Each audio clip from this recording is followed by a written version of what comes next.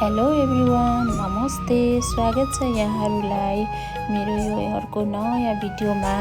आज चाहिँ म हाम्रो पोखरीमा माछा मारेको भिडियो बनाउन गइरहेको छु। यहाँ दुईजना भाइहरू आउनुभएको छ माछा मार्न सघाउनको लागि।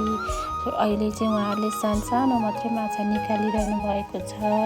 यो माछा चाहिँ 5-6 महिना जस्तो भएको रहेछ पालेको। तैपनि कुनै माछा चाहिँ ठुलो, कुनै माछा सानो, कुनै चाँडो बढ्ने, कुनै ढिला बढ्ने जस्तो देखियो। उहाँ चाहिँ मेरो श्रीमान हुनुहुन्छ। माछा मारिसकेपछि उहाँ चाहिँ अब माछा धुने सुरसार गरिरहनु भएको छ।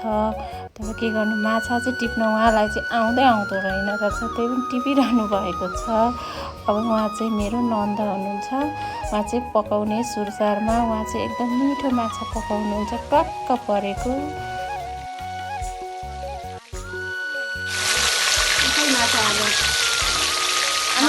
अनि यो यत्रो रहेछ त माछा, यहाँ पनि रहेछ, यहाँ पनि बाँकी रहेछ यो हेर्नु न त।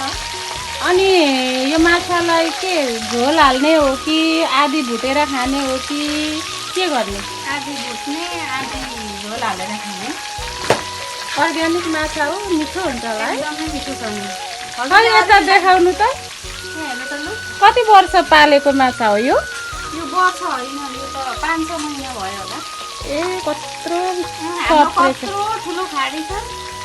ए ल यो माछाको साथसाथै यो दर्शकहरूलाई पनि पकाएको देखाइदिनु है। भान्जा के खानुभएको? माछा मम्मीले पकाइसकेको। भर्खर पकाउनु भएको त्यही माछा हो? हजुर। मम्मीले दिनुभएको हो? हो त। मिठो छ? मिठो छ भन्नु न। मिठो छ। खाए ल। मम्मी र भाउजू चाहिँ खाइदिन्न माछा। ठुली भाउजू र मम्मी।